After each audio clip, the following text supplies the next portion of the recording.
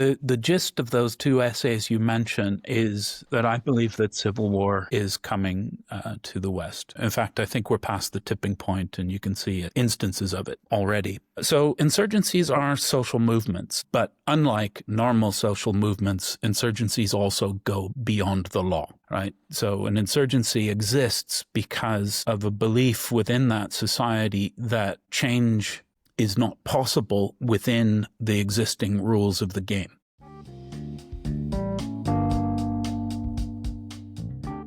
Welcome to Hunter's War.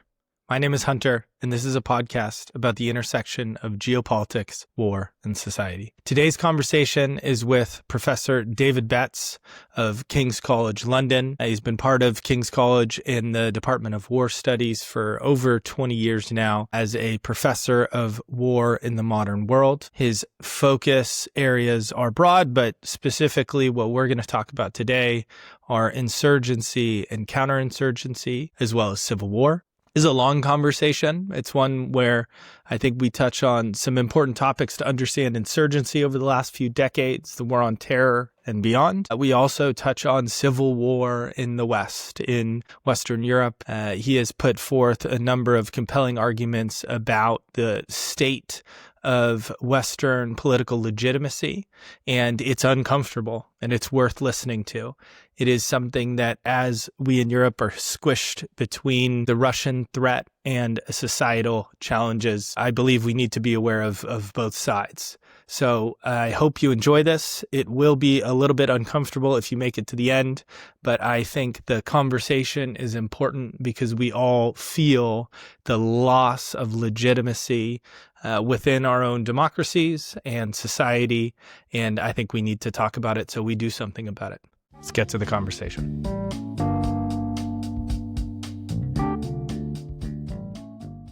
David, welcome to the podcast. Thanks for joining. Thank you very much. Pleasure to be here. I want to begin with the concept of insurgency. What do we mean in strategic terms when we use the word insurgency, and how does that differ from concepts that people might be more familiar with, like terrorism or political unrest? Okay. Well, there are various ways to understand insurgency. The first rule of insurgency is that they're all sui generis. They're unique, and they vary tremendously depending on context. Context is formed in various ways. It responds to some physical parameters, the geography of the country, the level of wealth, its technological sophistication, all those sorts of things. But more importantly, it's about the social and political geography, or the social and political climate of the place in which insurgency is occurring. Insurgency is almost always an internal form of conflict. So in that sense, it overlaps with what people would typically understand as civil war. It is a form of war which is typified by its contextual status, it's internal, and it's politically highly complex, socially and politically highly complex. There are a bunch of conventional definitions of insurgency. Practically any government doctrine will tend to describe it as a form of war between a state actor and a domestic non-state actor, which is trying to change the political status quo in some respect. To my mind, the most useful ways of thinking about it, insurgency, firstly, is the one thing that is the case of practically all insurgencies is that at the beginning of the conflict, the anti-status quo actor, the insurgent, has political ambitions which are grossly out of proportion with its material capability. This is, I think, basically 100% of cases of insurgency. You see that it's a big political idea that can have almost no resources. And so therefore, insurgency in practice is about redressing that material balance between the insurgent and the counterinsurgent, or the insurgent and the security forces, or the status quo, the government forces.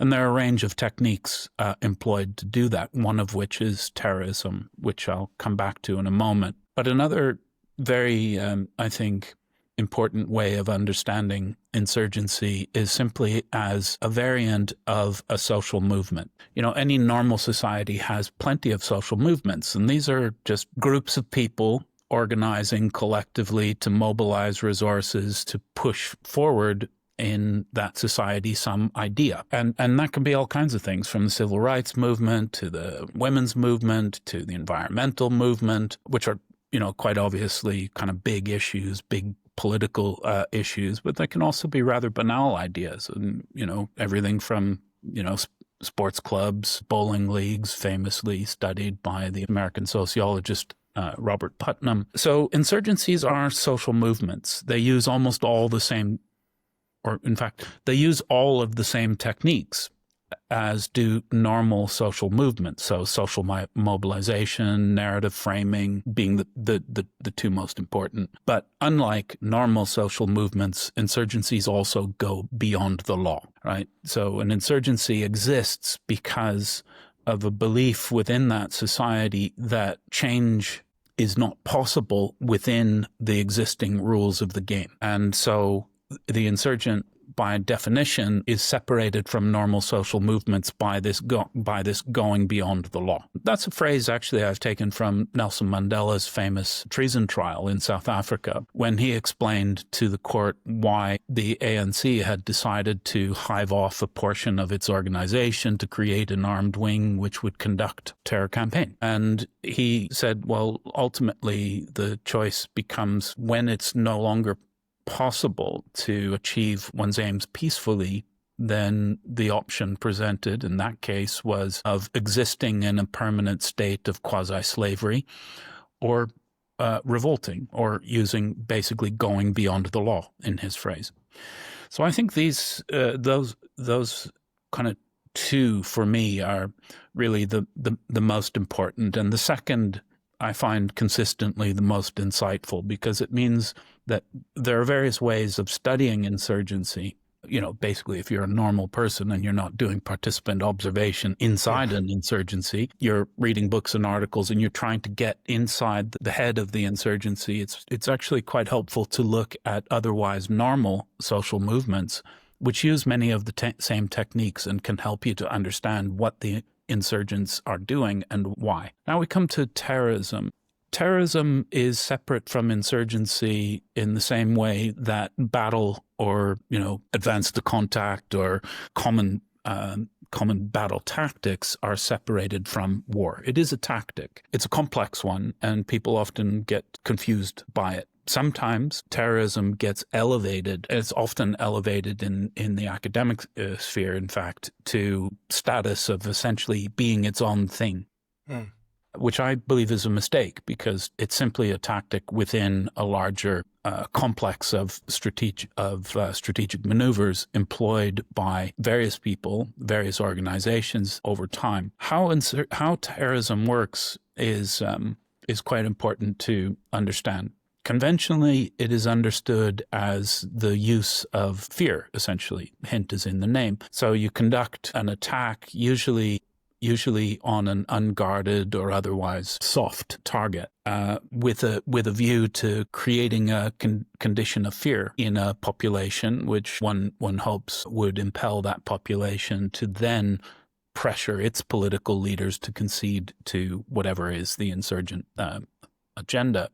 There's definitely something to this. I should mention also that tactic really is important in the modern sphere because of the media, right? It's terribly important if what you're doing is creating fear, that you get the maximum value out of that when you conduct your attack with cameras nearby watching that event, because it allows you to propagate. It allows that fear to propagate more widely. The other and to my mind more important aspect of terrorism as a tactic is that it's essentially designed to provoke. The key concept in insurgency and counterinsurgency is legitimacy.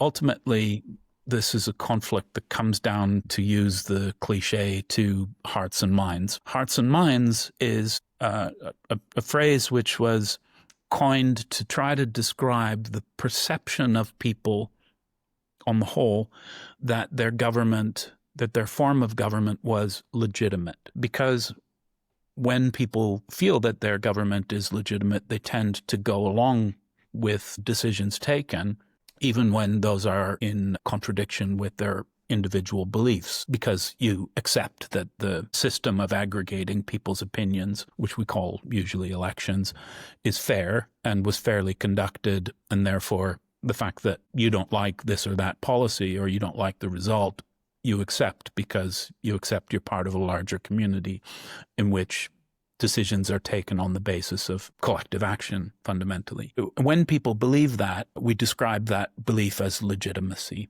It's really hard to define, in fact, because it's on one hand, it's so terribly important, but also it's actually rather intangible. It's a perception. I tend to describe it as a form of magic, essentially.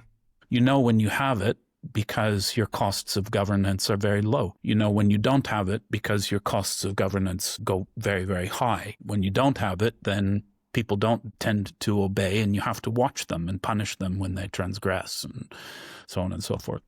Okay, so what terrorism does in that sense is that it's designed to provoke the government into overreacting. If you think what I said at the beginning, the insurgent actor has very low material means. They don't have the capability to kill a lot of people, to put it simply. They can kill a few people. Compared to governments, they have much less power. Governments can kill a lot of people.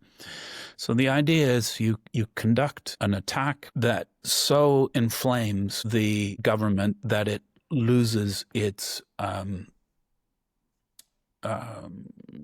judgment, fundamentally, and that it overreacts, and that in that overreaction, it undermines its own legitimacy. If you can get the state to go beyond the law, then it says to people that the law is not functioning as we think that laws ought to, right? Everybody, including the government, obeys the law. That's the basic underpinning of a functioning democratic system. So terrorism is designed to cause this provoking effect. It was probably best put by the 19th century anarchists who were ultimately beaten down by governments, but not before they had caused quite a lot of harm, assassinated a half dozen presidents and kings and the like, actually more than half dozen, quite a lot of people. But the terrorist idea as they articulated it is that terrorism was about killing a few people in order to get the government to kill a lot of people, which would have the effect of undermining the state's legitimacy, which is, in fact, the target. The fear-causing and the rest is not incidental, but it's not the primary aim. Triggers in my mind a lot of parallels that I think modern parallels worth talking about, but I want to quickly touch as well on counterinsurgency. There's two individuals. I had the privilege of following your course on insurgency and counterinsurgency. There's two individuals that you brought up that were, in my own understanding, helpful to see an evolution, and that was Robert Warburton and David Galula. And I was wondering if you could tell me who those men are and kind of how they might typify that evolution in thinking around counterinsurgency. Sure. Okay, these are very, very different individuals. So people will probably, many of your listeners, if not all, but some will recognize the name David Galula. So if you've tuned in to the podcast on insurgency because you know a little bit about it, you've probably read in FM 324 or something like that there was this guy named David Galula who wrote in the early 1960s about counterinsurgency on the basis of his experience as a French officer in Algeria. And he wrote a number of famous and well-cited works on this that are really still forefronted in current doctrine, most particularly in American doctrine, where Galula is sort of very close to the surface on almost every page. He is most closely associated with an idea of counterinsurgency, or a kind of tradition of counterinsurgency, which is sometimes referred to as population-centric counterinsurgency. The essence of this idea is not terribly complicated. It says fundamentally, as I've just kind of intimated, that the key issue is the disposition of the population towards the status quo. So both the insurgent and counterinsurgent are, let's say they're at either end of a spectrum. They're both, in a sense, on an extreme. It's a bit loaded to describe that. Basically, they're on a spectrum, right? In the middle between those is the population, which may subscribe to one side or the other, but often tends to be neutral. So both sides are trying to sway the population to their own agenda. And their tactics are fundamentally oriented towards the achievement of that. So if you're following the population-centric model as a counterinsurgent, that's where you would get phrases like the population is the prize.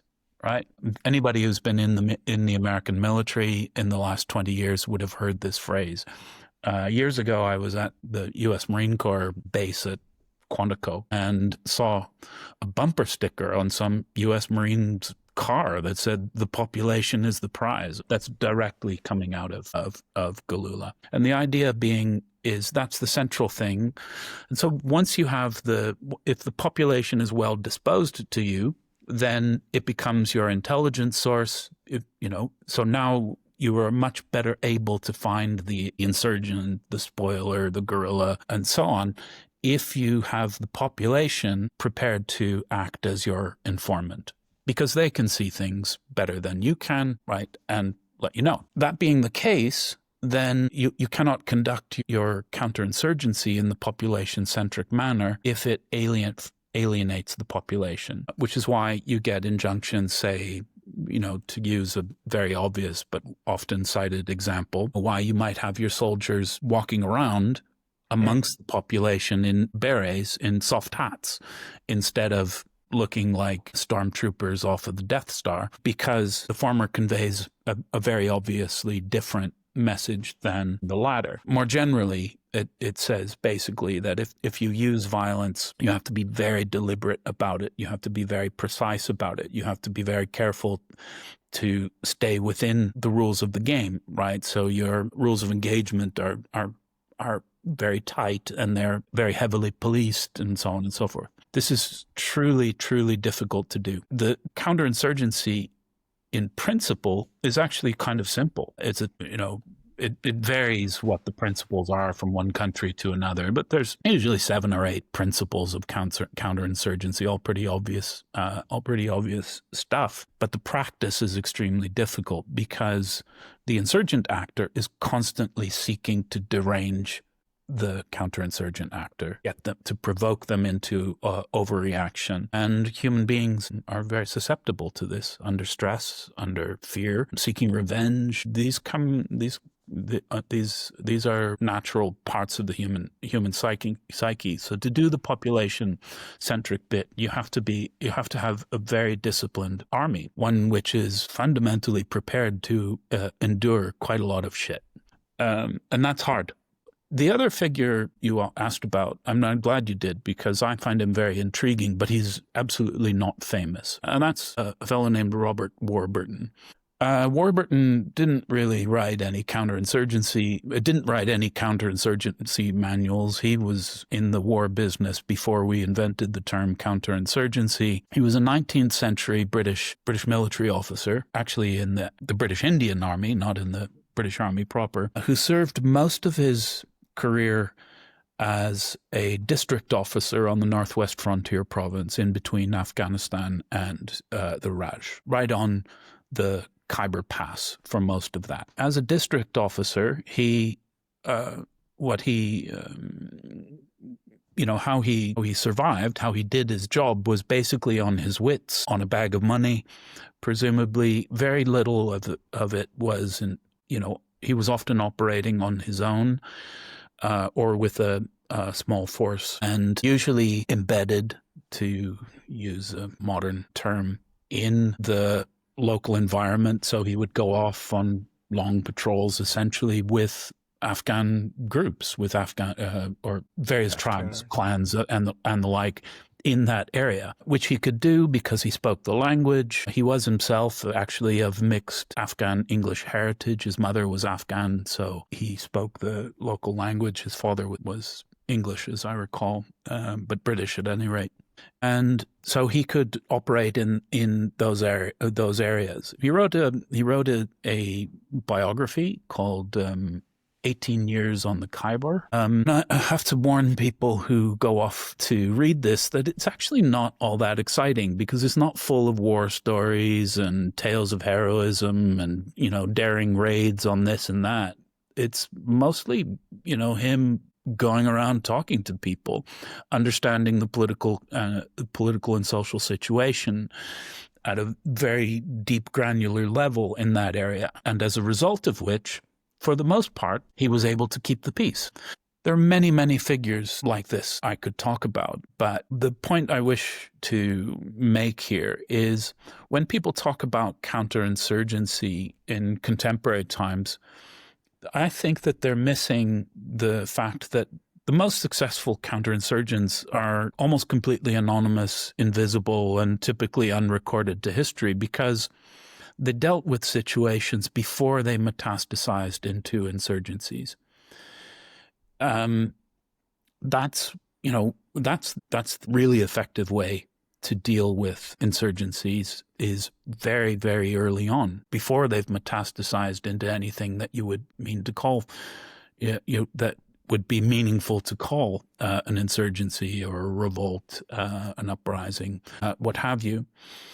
And actually, that should be pretty obvious. It's insurgency and counterinsurgency are both about government and about out-governing each other. People understand this, I think, on an intellectual or rhetorical level, but they miss on the deep level that we did this I mean the imperial powers, quite effectively for rather a long time. And there are good accounts of this. It's mostly kind of dull reading, but really important, I think, if you're trying to get a true and complete understanding of this thing called counterinsurgency. What we're dealing with in the modern form of counterinsurgency is usually a situation that has actually gone way past its tipping point. Many of them fail, because by the time it really breaks out, there's almost no recovering the situation. There's no amount of free beer and pizza parties that can recover a situation where the mass of the population has essentially been alienated from the status quo in a serious enough way that normal people start to do quite abnormal things. Yep. If maybe then to ask, and this is an unfair question because you mentioned insurgencies all being sui generis and the uniqueness of them all.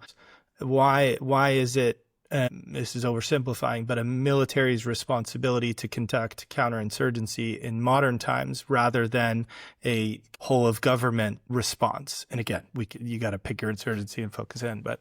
Yeah.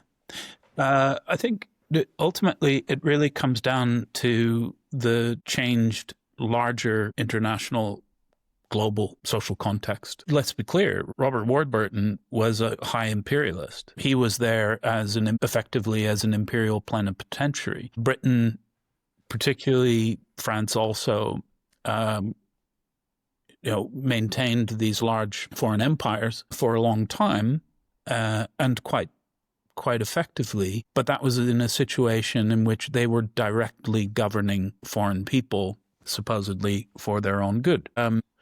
In the 21st century, by the middle of the 20th century, that idea had expired. The idea that fundamentally that white European people were going to directly govern everybody else, practically everybody else, in the world for their own good had just run out of steam for lots of reasons, including the fact that the imperial powers exhausted themselves at home through the world wars, which practically bankrupted them. But at any rate, by the middle of the 20th century, the larger global kind of zeitgeist, you might say, that allowed figures like Warburton to act in a direct capacity as the ruling power, although as the kind of ruling agent, has almost completely disappeared. So now we have a different situation where the Western world up until recently has not, or the Western world has, if they think of Iraq or Afghanistan paradigmatically, or as paradigmatic examples of the problem I'm about to explain, the Western powers were there nominally as the guest of the host governments. They weren't there to govern directly. And as a result of which, all kinds of things which are perfectly obvious and relatively more straightforward in a direct rule system are now problems. Like, for example, the probably completely obvious one, that the interests of the local national government and that of the intervening powers are not necessarily in alignment. And in both those cases, we're generally not in alignment. So we attempt to conduct counterinsurgency in what's usually referred to as a third-party manner, and that is probably just a terminal flaw. It doesn't work, or it hasn't been seen to work, and I'm skeptical that it could really.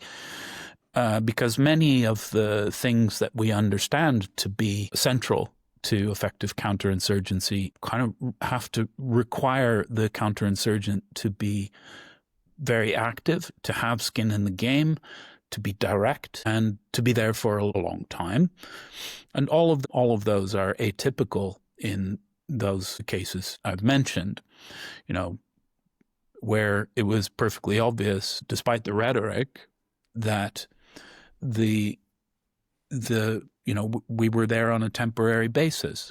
So, people are not stupid. They'll make their calculations about their security on the basis of their active, realistic judgment of the future consequences. In which case, that making people promises today, even if you back them with, like soft ice cream machines and mountains of money that says we're going to be here for the long term, you will be safe and secure and prosper, while at the same time you're operating out of bases that look like, temporary, like pre-ruined, where people are living in tents for 20 years, that there's nothing there that, these, people will care about, that can't be flung on the back of a large transport aircraft and taken out. People will just make a perfectly obvious and rational calculation that you're not serious, which means they'll fake it, right? So third-party coin is typical of the 21st century, but was completely untypical of the 19th century. Mm-hmm. You asked about the prevalence of the military. This is also another aspect is a kind of practical but secondary feature of the larger problem I've just described, which is to say, if you're not in the direct empire business, then you don't have a cadre of people who have long service experience in those places, who know that you don't create Warburtons, right? Because you don't send your people to these places for long enough to acquire these deep, sometimes multi-generational reservoirs of knowledge that allow them to move in the way that the likes of Warburton did. Practically speaking, we don't have an imperial bureaucracy. We don't have an imperial police force. And in the old days, that's what did the business of empire. It wasn't really the military. The military's primary function wasn't policing the empire. We had an imperial policeman for that. In the case of France, they had a whole separate army, the French colonial army, that was designed for operating in the empire, which was distinct from the French army proper, which was designed for fighting France's wars and defending itself. So we don't have, practically speaking, we don't have the same sorts of people with the same sorts of experiences, and with the same, we don't have the same kinds of institutions that would allow us to do things that our ancestors had done quite effectively. I'm not trying to defend imperialism here. I'm just saying don't be hypocritical about what is the problem now.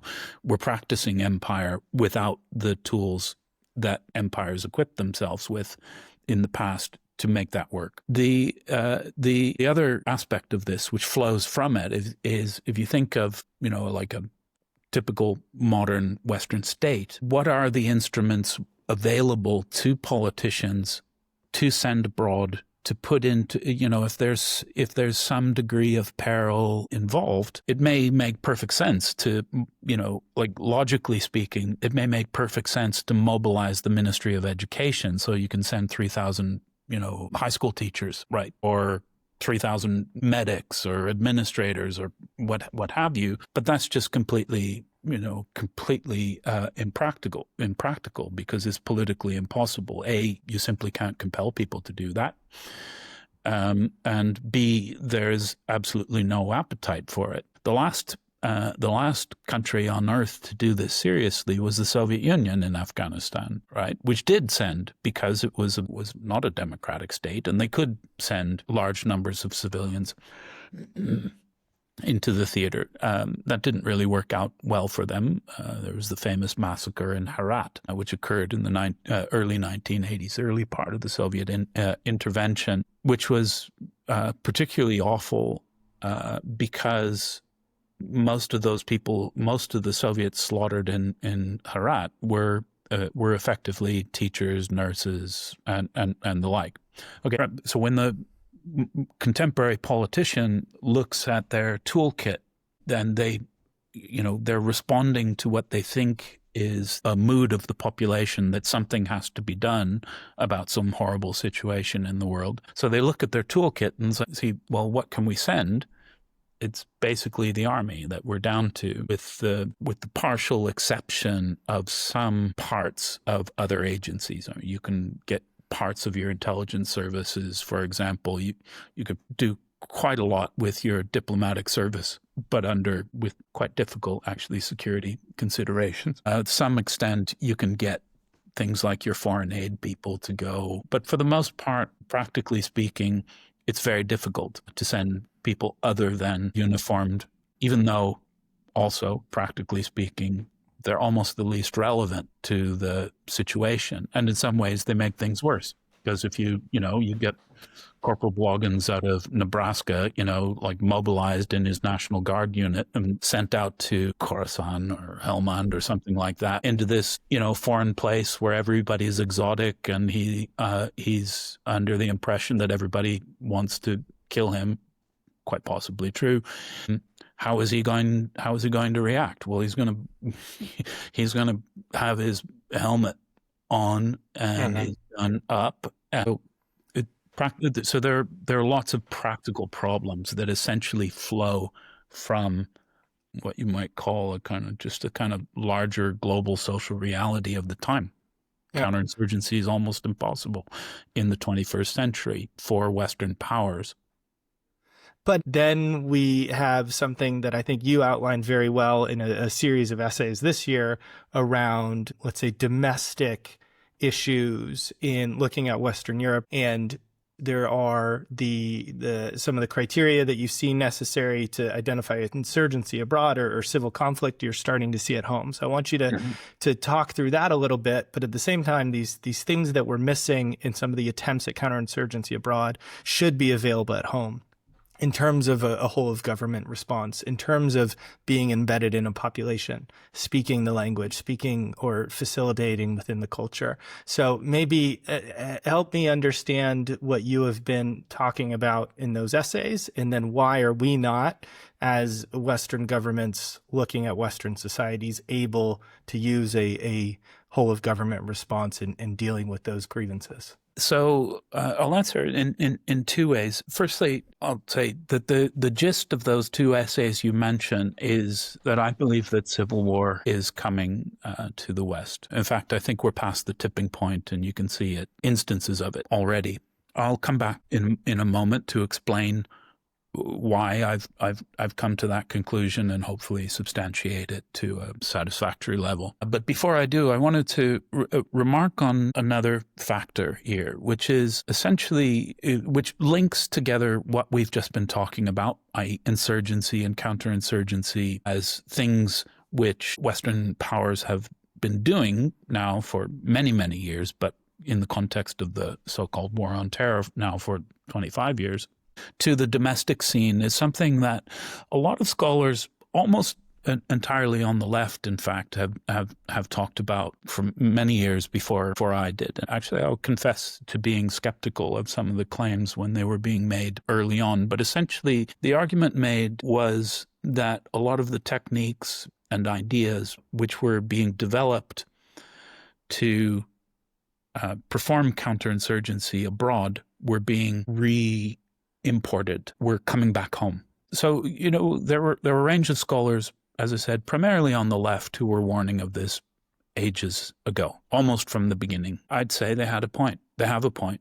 And I see you nodding. I mean, I think most of your watchers will. I mean, they only have to look at the contemporary urban landscape to see that it is an environment that is essentially littered with physical barriers designed to corral people, to direct flows of people through gates and sensor grids for the purposes of identification and monitoring on a massive basis, often enabled by algorithm, essentially computer analysis of this. So we've become a very heavily monitored society in a way that makes people think that 1984 was not just real, but actually just kind of underestimation of the sophistication of the kinds of methods which would be turned towards essentially social control of formerly democratic peoples.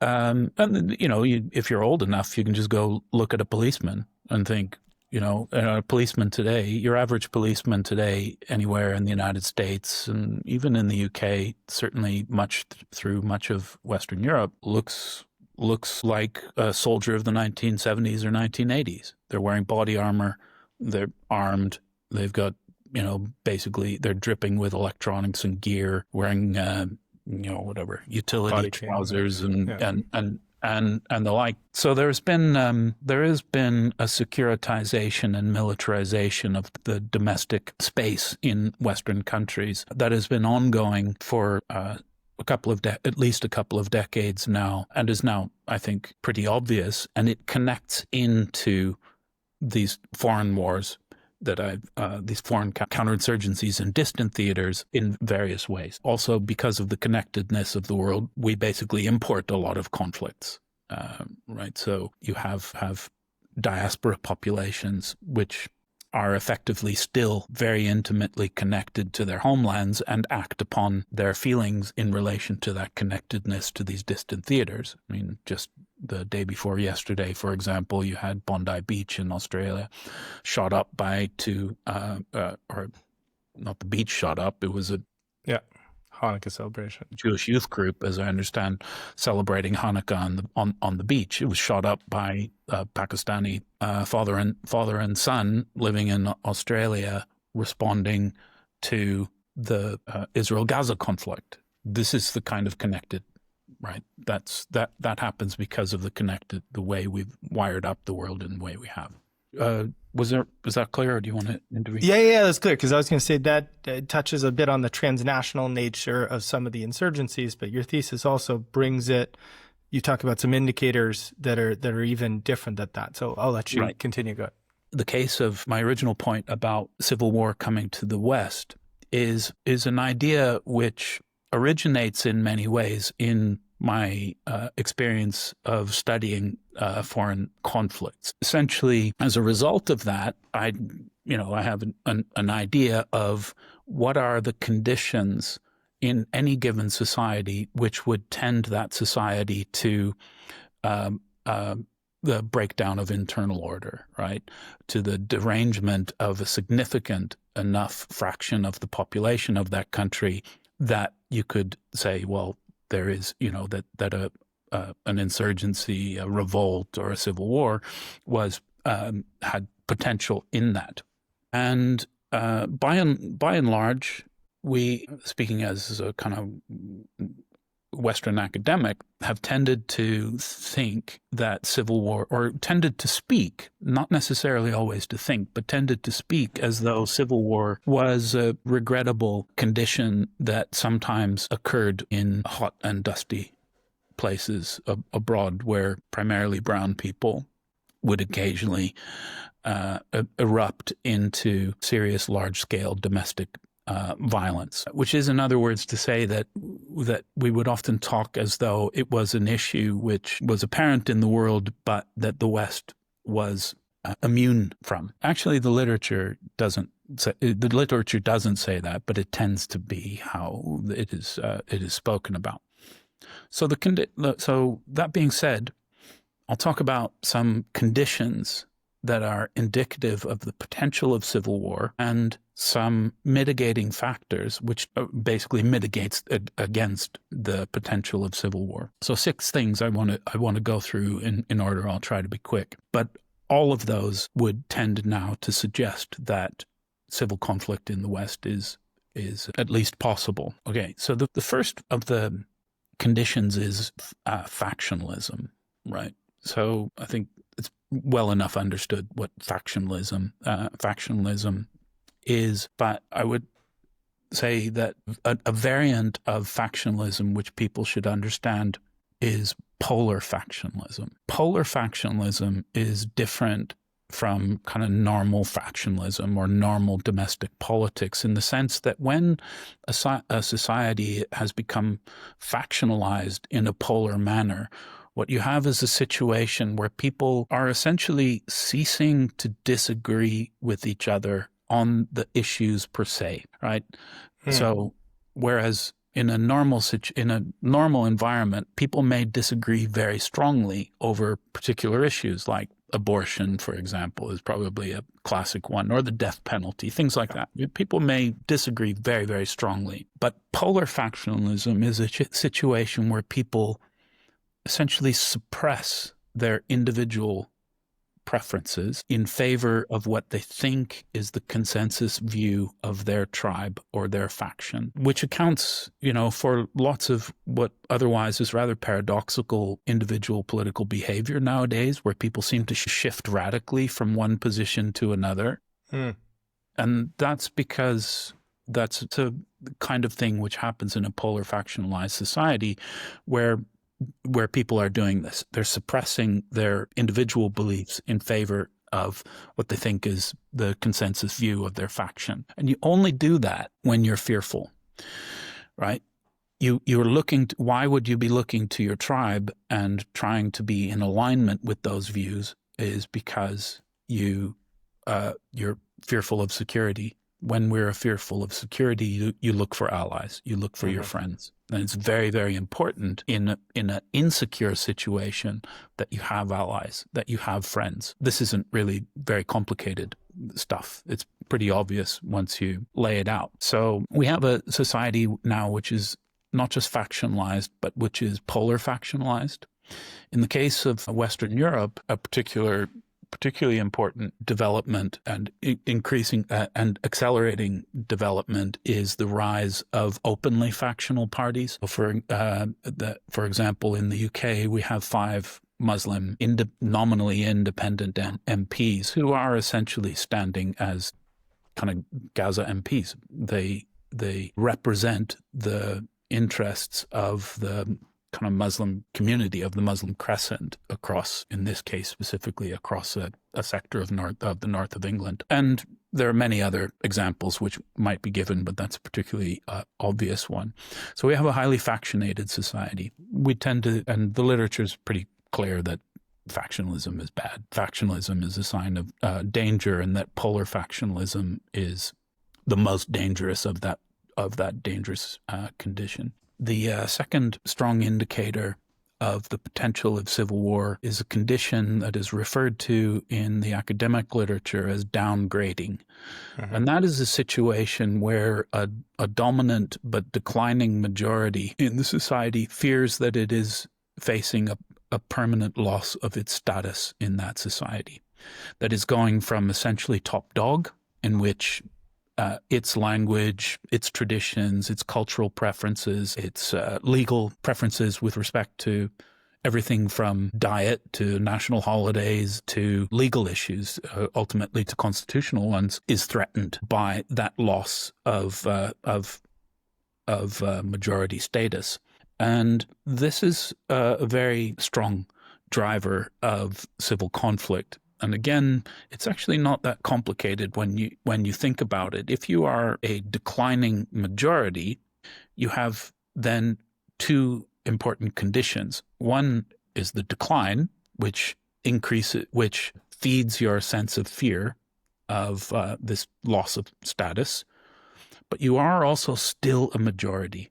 That means you have a mobilizational capability in terms of creating a mass movement, which other groups do not possess. So that combination of things tends to drive this feeling of urgency, right? So that conflict is not just coming, but that it's really urgent that we do something about it. Because if we don't change it now, if we don't change direction now, then it'll be impossible to do so later, or it'll be very much more difficult, if not impossible, to do so later. So once this idea gets into the collective head of that community, it's like a boulder rolling downhill. It snowballs, right? So that's why people talk about tipping point effect. You enter into a kind of self-reinforcing cycle once the idea takes hold. I would suggest that idea everywhere in Western Europe, probably in the United States, but everywhere in Western Europe has taken hold very, very firmly. There was a 2023 study in the UK that found that 32% of the population believed that a great replacement was occurring.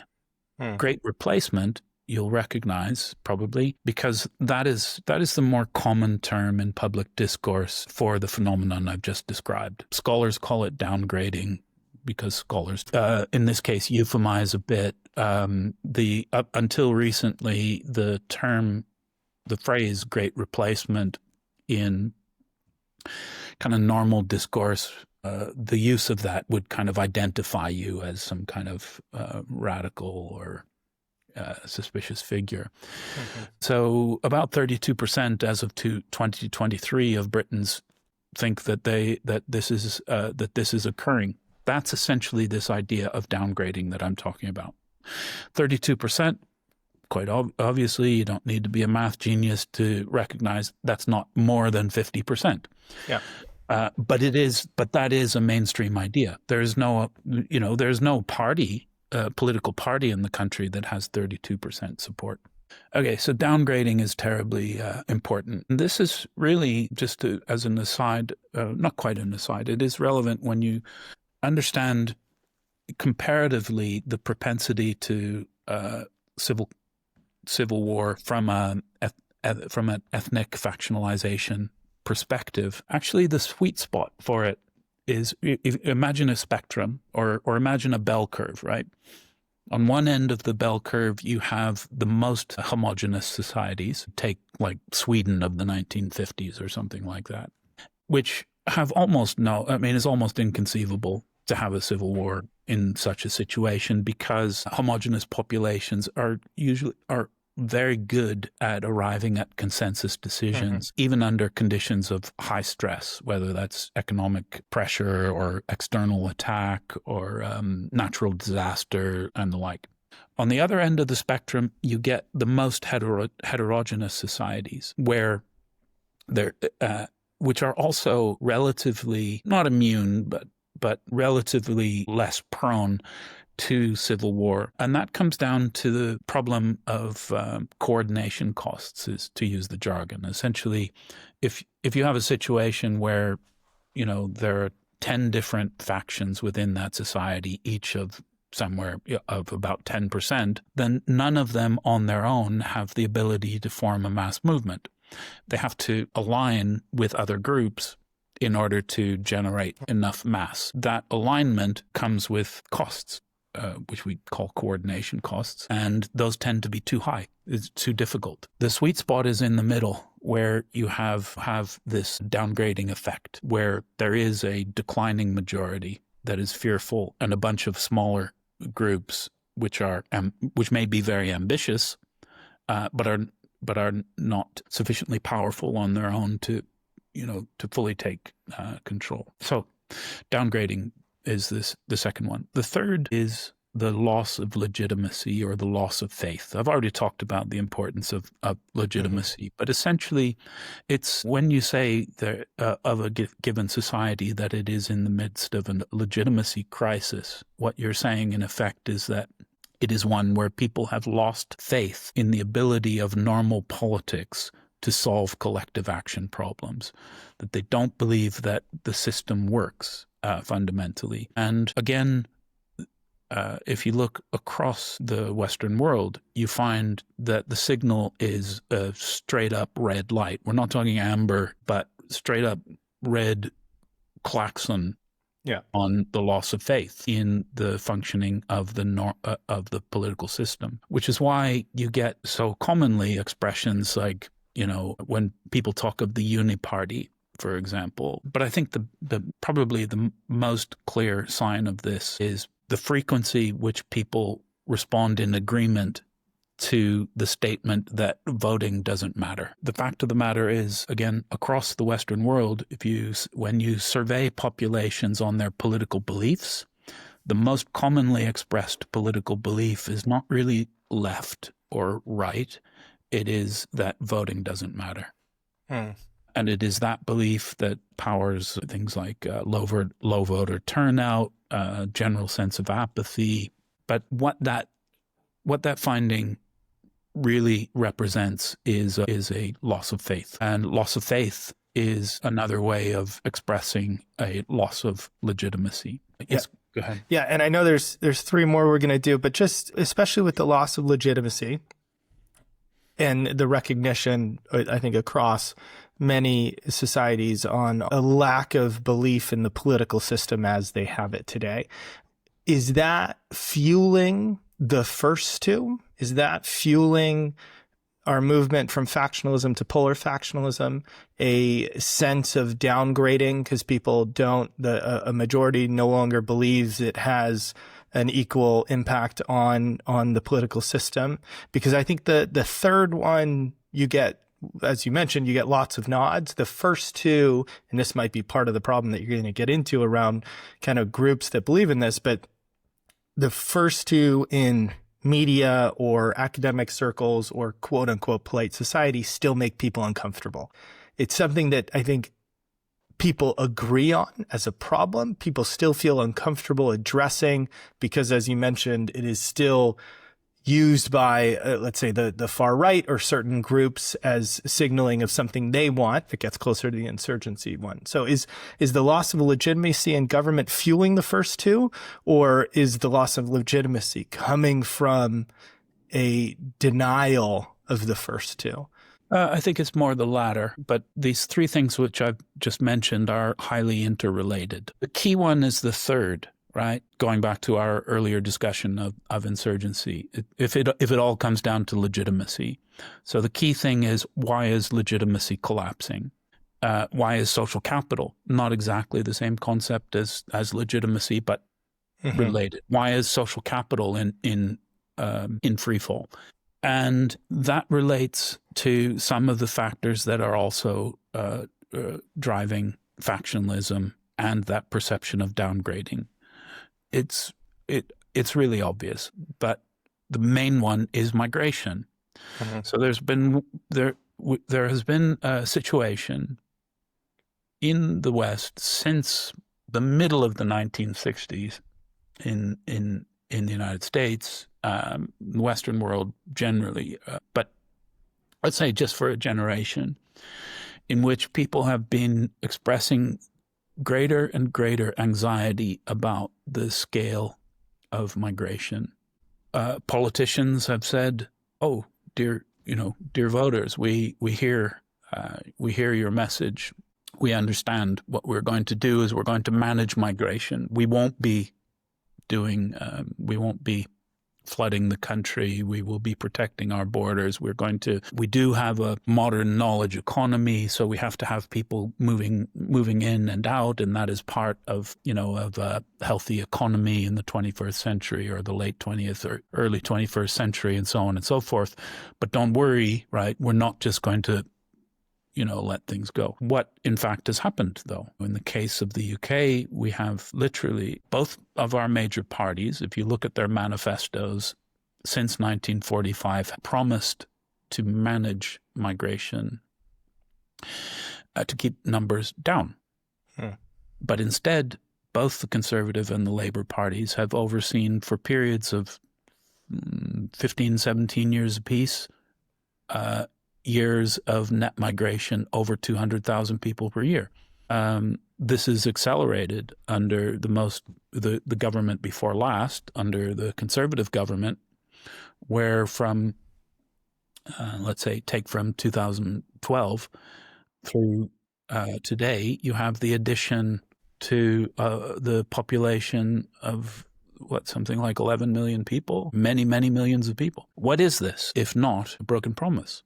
That's then aggravated by people's sense of reality, which is that, or aggravated by pretty obvious things like in the UK, but also in other countries, by the rape gang crisis, which tells you not only, so you have somewhere between 250,000 and 1 million white working class girls, primarily serially victimized in absolutely the most atrocious way by multi-generation Pakistani origin, clan-based sexual torture networks operating across the country, almost with impunity for decades. We've talked about terrorism, but suffice to say, there is also this phenomenon of terrorism. But I think in the scale of things, actually, the rape gangs are much more damaging to the perception of the validity of the social contract than terrorism by several orders of magnitude. So you have this situation which can only really reasonably, in my mind, and in the minds of many, many, many people, be described as betrayal. Betrayal of whom by whom? Betrayal of the nation, betrayal of the people by their governments, by their own elite. This then, which has actively and openly admitted to have sought and succeeded in fundamentally transforming the country by the addition of foreign people in vast numbers, far beyond the capacity to assimilate. So you get a sense of betrayal by one's own elite, which has imported essentially civilization changing, if not foreign entity for its own purposes. And that tells you quite a lot about what to expect in terms of the character of the coming civil war, and why it will have both the quality of a peasant revolt, i.e. a kind of uprising which seeks to punish, in which the mass seeks to punish the elite for having betrayed or being seen to have changed the rules of the game, and also has an interethnic quality, because they all link together. There are three kind of big factors which mitigate against civil conflict that are worth considering. First one is wealth.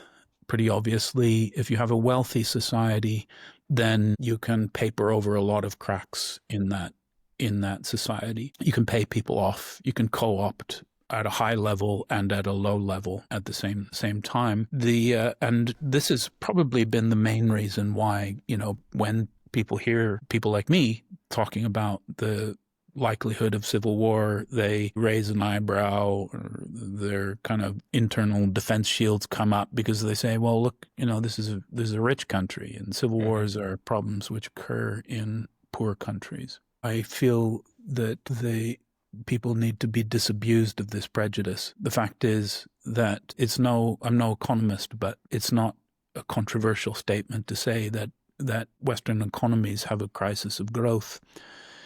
They really haven't had kind of much genuine academic growth since 2008. Wage stagnation has been a factor throughout most of the Western world since the middle of the 1970s. The indebtedness of governments has exploded like a volcano. So I think, if you were to take the average indebtedness of Western economies, I think it's almost certainly plus 100% GDP to debt across with some being, like very, very much ahead of that. I think the U.S. is now at something 135, 138, which is if I recall correctly, where Greece was closing up on when it had to declare itself essentially to be insolvent. So in terms of economy, the assumption that Western economies are going to be able to continue to generate wealth in the way they have is I think not a very valid assumption. And you can see the effects of this most obviously on the younger part of the population, which is for the most part thwarted from home ownership, because the cost of homes now is, say, 6 to 8 to as much as 10 times average annual income, as opposed to 2 or 3 times, which would have been typical of my generation. So people are unable to afford their own homes. Yeah. They have less savings at equivalent ages than their parents did. They have far less security about pension. I think that probably most people of your age, for example, would probably expect that you're not going to have one. If you haven't saved for it, then it's not going to be there for you. One could go on.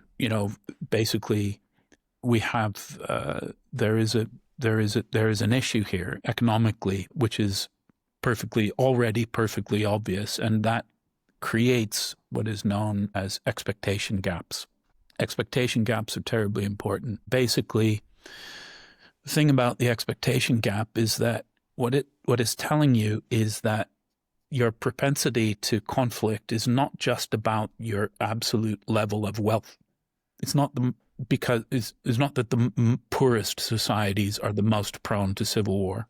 In fact, extremely poor societies often are fairly immune to civil war because people are too busy with the basic business of survival. What's a real factor in economic terms is where people perceive there to be a significant and egregious difference between what they were told, what they've been raised to expect they would receive, normally in material terms, and what they actually do. And that's something that's a variable which is independent from kind of absolute measures of wealth or poverty. It's this expectation, and I defy anyone to tell me that there is not an expectation gap in the youth population throughout the Western world. Second factor that is terribly important is simply a culture of obedience. One of the things that is really like a really powerful indicator of one's propensity or otherwise to civil war is, have you had one before? Recently, like how long ago was that? So in the case of Britain, for example, one of the reasons why people are kind of reflexively skeptical of this idea is they say, well, Britain hasn't had a civil war since the 17th century, right? This isn't in our kind of national DNA in the way that it might be for other peoples. Somalis, Lebanese, French, for that matter. The problem there, and that's I'm not denying that that's a very significant factor. There is you can think of it as a kind of national cultural inertia, or a kind of national cultural habit of phlegmatism, of not losing it, of holding together, and so on and so forth. There are two reasons to consider that this is a factor that may not be so strongly mitigating against civil war as it once had. The first is actually when you look in detail, even at cases like Britain, which have been traditionally free from civil conflict for almost 4 centuries now, is actually there've been, if you look in detail, you see there's actually been quite a lot of incipient revolts in that period, some of which actually were quite violent. If you think of the Gordon riots, for example, many and many others also. And anyway, it would be weird to suggest that there is something in the national literal DNA that means that British people are somehow like less prone to these things than other peoples for some kind of biological reason. And So there's that. The second and more important thing relates to the fundamental transformation of society that I just described. The fact is, look, if you in 2025 are basing your decisions on expectations of things that the British people are going to do or not do on the basis of a concept of the British people that has been eroded very deliberately from the middle of the from the 90s until now, then you're going to get it wrong, because the country has been fundamentally transformed. It isn't the same place. It's been rapidly changed over a period of 28 years and is almost unrecognizable in many important respects. So I would submit, and people may make up their own minds upon this, that culture of obedience is very much degraded in the contemporary context, that it isn't a valid expectation. Now it's just a pure prejudice, an idea that is based on a false assumption. It's an idea based on ignorance of reality. The third and related factor that tends to mitigate it against civil war is the existence of a unified and competent elite. I don't have to say much about the competence of our elite. I don't really think that there's an argument about this, except, one could say, there might be a bit of a discussion about why they are incompetent, whether that's just a reflection of the complexification of society, or it's something else. We don't have time to go into that. So suffice to say, we don't have a competent elite. They're just not characterized by the ability to get things done in a convincingly effective or efficient way. So they're not going to be able to navigate the turmoil very easily, because, like incompetent people under conditions of stress, they will suffer from tunnel vision, from bias amplification, and from cognitive overload, which means they'll come up with contradictory policies. In the case of the UK, to use, I'm obviously in the UK, so I'm kind of seeing it. But in the case of the UK, we have this absolutely ludicrous situation now where we have a government which is enjoining people to rally around the flag because of the Russian threat, while at the same time basically denigrating people raising the flag in their own communities, describing them as flag shaggers and basically disreputable crypto racists. That makes no sense. That's wanting to be up and down at the same time. You can't do it. But governments which are incompetent, which are suffering from cognitive overload, bias amplification, and tunnel vision, do that kind of shit all the time. Mm-hmm. So we don't have a competent elite, but they're also not unified. And here you get the elite defection. Elite defection is maybe something I should define for people, or at least what I mean by elite defection. Yeah. And elite defection is essentially when people of the elite abandon the elite consensus. They can do it in various ways.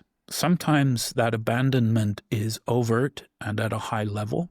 So and that's why you get the rise, say, of populist figures. Think of Marine Le Pen in France, or Nigel Farage in the UK, or most famously and most importantly of Donald Trump in the United States. Mm-hmm.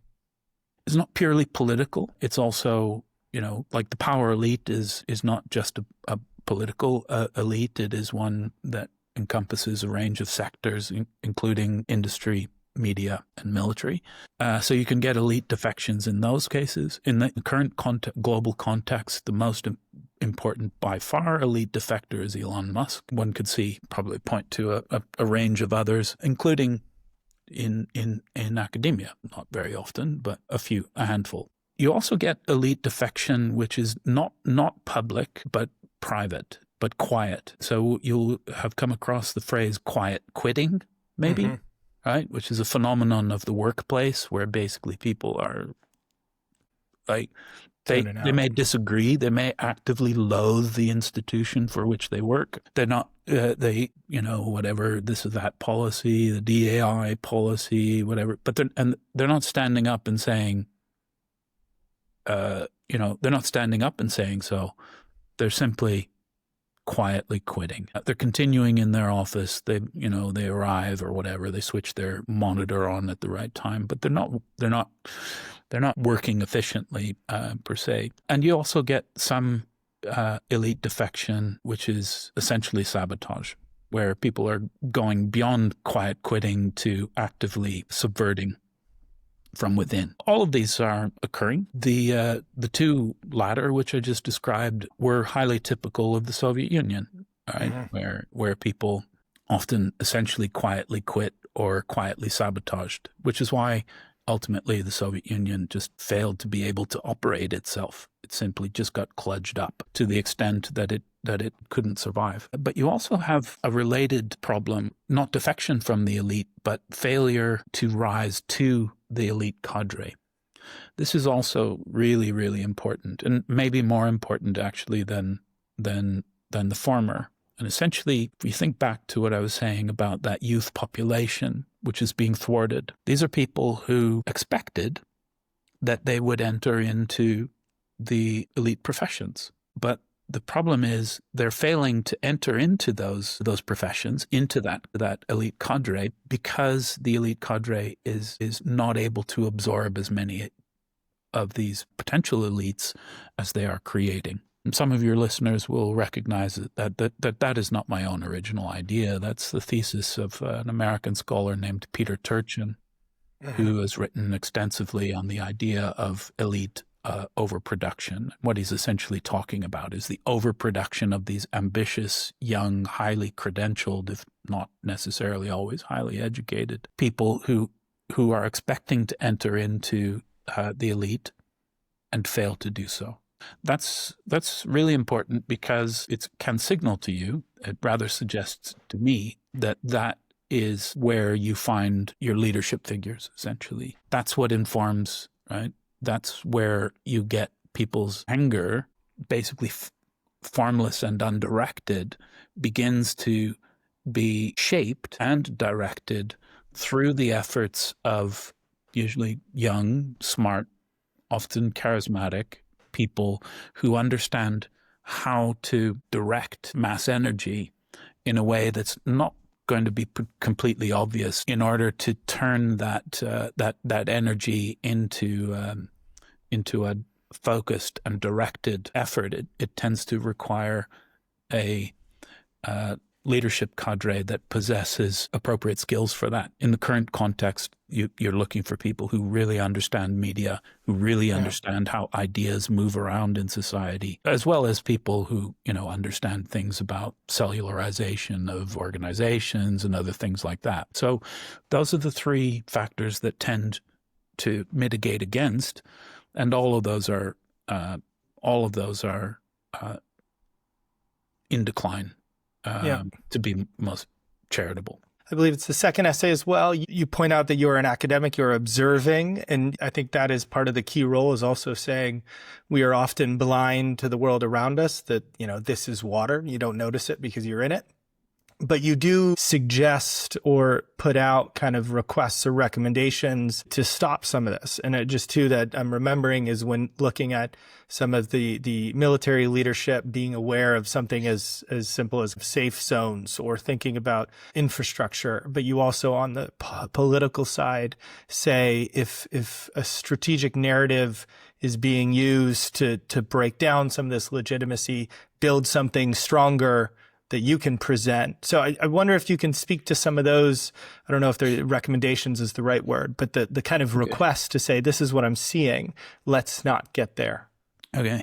So to be clear, I don't think it can be headed off. I'm not saying that there is some solution out there, that there is a solution available that can make this problem just go away. There are various reasons why I think that, but the main one is that we don't have I don't think that the political system as such is able to cure itself at this point. We're past the tipping point. We're past the point at which decisions that might have headed off everything I've just described could have been taken well past. We should have done it in 2012 when various people, including really excellent scholar named Paul Collier, wrote a book called Exodus about the effect of migration, in which he argued that it harmed both the sending and receiving societies. And in the case of the latter, it had a serious detrimental effect on social capital. And that was a very big problem because social capital precedes and determines economic capital. If you want to have a wealthy society, you don't need it. It's not oil, diamonds, gold that make it. It's high levels of trust. You can have all the oil and gold and diamonds that you want, but if you don't have high levels of trust, you won't have a wealthy society. By contrast, you can have none of those things and have a wealthy society with high levels of trust, which is why Japan basically exists as a high income country. Almost nothing of like great resource value on the Japanese islands, except the Japanese people. We should have taken these decisions years ago. Unless somebody invents a time machine, you can't deal with it. So what instead I suggest in the second paper, actually before I get to that, I do think maybe let's just say I'm being too pessimistic, that there could potentially be some way of doing this. It's not going to happen unless people start to speak openly and honestly. I don't see much sign of that occurring, but I would say that, basically if you want to talk your way out of the situation, then you have to create the conditions for genuine, trustful, open, non-coded, non-euphemized talk. I don't see the conditions for that, but I think maybe such a thing could find a way through. For what it's worth, I don't see it, but I'm just one person. What I suggest rather is that there are ways you could mitigate the damage. The most important thing is to reduce the duration of the conflict. The longer it goes on, the more deranging, the more damage, the more permanent the effects created. So, if you're going to have the rupture, quite honestly, I think you want it to happen fast and get it over with. And not drag it out. But more specifically, I think we should consider three things. I seem to like threes. We should consider the protection of cultural treasures, cultural artifacts. The fact of the matter is, particularly in Western Europe, and maybe especially in the UK, but I think it's pretty typical throughout Western Europe, is that this is basically a treasure house of cultural artifacts. Like almost priceless pieces of art, literature, sculpture, architecture, stuff of profound historical importance is littered all over the country. It's mostly unguarded, unaccounted for. And given the fact that in civil wars, icon destruction is so typical, it's really a core strategy of civil wars is the destruction of icons, the kind of attacks, which is designed to erode the collective countenance of your enemy. And so I think we should spend some time now thinking about where stuff is located, how it can be protected. If it can't be protected in place, can it be moved out of the way to somewhere more secure? Some choices will have to be made. But at any rate, at this point, would be a good time to be taking stock, literally, of taking stock and accounting for things. This is not historically unprecedented. There is a piece of doctrine. I call it doctrine. It wasn't written by any national military, but it was a field manual written in 2014, I think it was, by UNESCO, which is all about the protection of culturally significant objects in war zones. And I think that document should be read by the national militaries of a number of countries in the Western world with a view to not just places where they might be operating in an expeditionary capacity, but their own countries. Secondly, another really common feature of all wars, but particularly of civil wars, is refugee flows. So the movement of people has a strategic function in civil conflict, because when people move, what they're doing is they're declaring their allegiance. Where they go is indicative of which group, which tribe they're going to.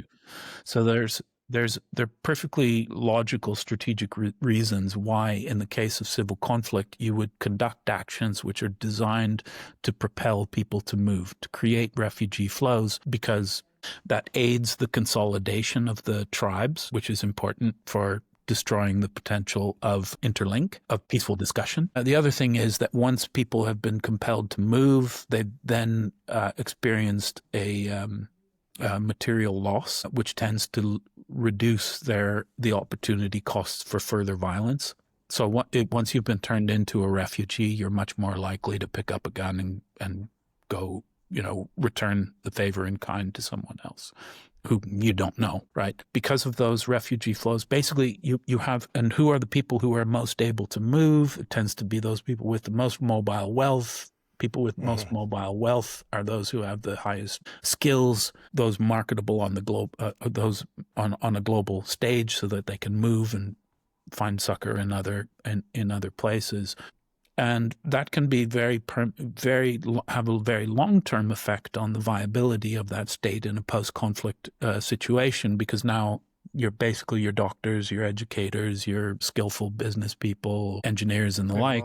Have left. They've gone off to other countries and made their homes there, and they may not return. So thinking through this problem pre-conflict, I think, is probably sensible. It may lead one to make decisions, for example, about the creation, the identification of potential safe areas, safe zones, or sanctuaries that you can defend. Again, this is not an unprecedented idea. We thought about the same thing in different contexts throughout the Cold War, for example. Basically, this is about thinking through how you carry through some basic elements of governance through the most violent, destructive forms of conflict. And in the case of the Cold War, we were preoccupied with the idea of how basically you operate any kind of government when your major cities have been incinerated. Yeah. That was considered to be a very strategically plausible thing. And so governments invested a lot of effort in thinking through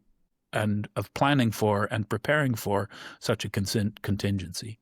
May not have worked, probably wouldn't have worked, Let's all be thankful it wasn't put to the test, but we did think it through. So I think that would be useful to do. And then thirdly, in the case of the UK and France, and the United States, obviously, but I'm really talking mostly from the perspective of a European, both of which have their own nuclear arsenals. They should look at the security of their nuclear weapons and other fissile materials and other dangerous potential dual-use objects. For example, high-security biofacilities, stores of fissile material for peaceful purposes, for power generation, for medical use and things like that. Where is that stuff? How much do we have? How is it secured? So on and so forth. I'm not trying to suggest that somehow we don't already secure these sorts of things, but we tend to secure them against external threat, not against internal ones. And so that I'm not calling for something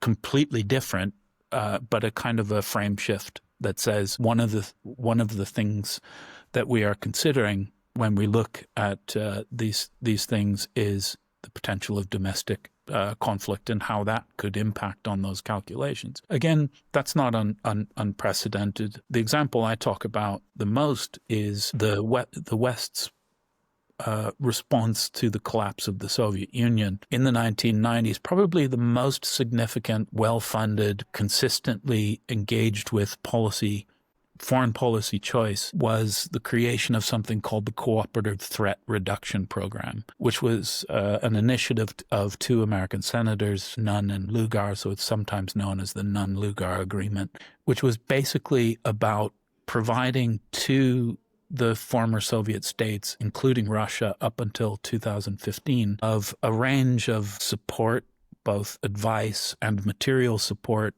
and often just straight up money, to secure some of their more dangerous dual-use assets. So I think something like the the thinking which informed cooperative threat reduction needs to be turned around. Basically, it's an existing idea, but just look in the mirror. Yeah.